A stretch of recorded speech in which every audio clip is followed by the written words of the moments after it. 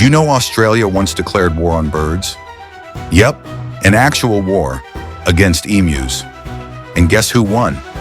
Spoiler, not the humans. In 1932, Aussie farmers were drowning in problems. Crops were being destroyed, and thousands of emus were running wild. The government decided to fight back, sending soldiers armed with machine guns to take them out. But guess what? The emus were too fast, too smart, and way too many.